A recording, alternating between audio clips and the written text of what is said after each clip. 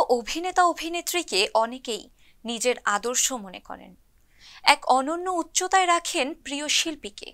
বলা যায় শিল্পীরা হলেন মুক্তমনা, আমাদের সংস্কৃতির প্রতিচ্ছবি। সম্প্রতি অভিনয় শিল্পীদের অনেকেই নানা বৈষম্য ও পক্ষপাতের অভিযোগ তুলেছেন, যা মোটেও কাম্য নয় এবং উদ্বেগজনক। ভক্তরা মনে করেন শিল্পীদেরও মতাদর্শ থাকতে পারে, তবে তা শোষক কিংবা শাসকের ভূমিকায় নয়। একটি ডেস্ক রিপোর্ট। বৈষম্য বিরোধী ছাত্র আন্দোলনের পর যেন এক নতুন বাংলাদেশের উদয় হলো। সংস্কার হয়েছে অনেক বিষয়, এখনো সংস্কার চলমান। বহু দ্বন্দ্ব সংঘাত পার করতে হচ্ছে সবাইকে।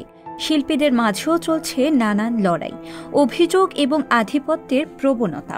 এবার নতুন দেশ প্রাপ্তির পর সব সংস্কার করে শিল্পী সমাজের স্বচ্ছতা কামনা করছে বড় এবং ছোট পর্দার শিল্পীরা।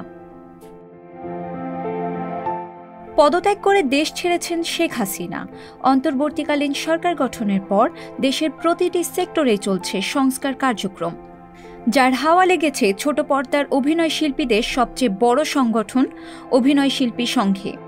বেশ আলোচনা সমালোচনার মাঝে আছে শিল্পীরা। তাদের নিজেদের মাঝে চলছে অভিযোগের লড়াই।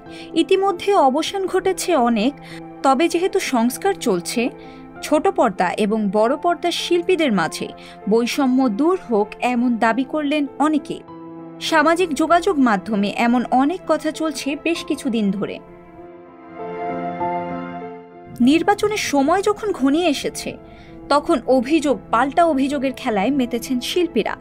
শিল্পী সংঘে আগামী নির্বাচন 19 এপ্রিল 2025-এ কারা থাকছেন নির্বাচন কমিশনের দায়িত্বে, তা নিয়ে উঠেছে বিতর্ক।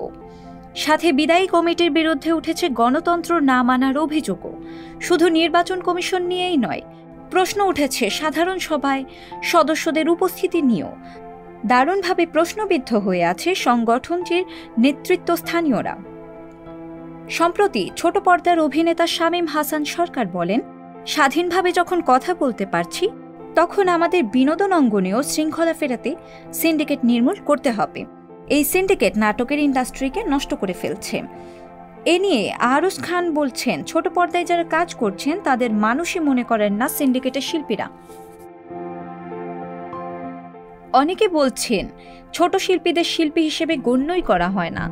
অভিনয় শিল্পীদের পক্ষে বিপক্ষে ক্ষোভ বাড়ছে প্রতিনিয়ত।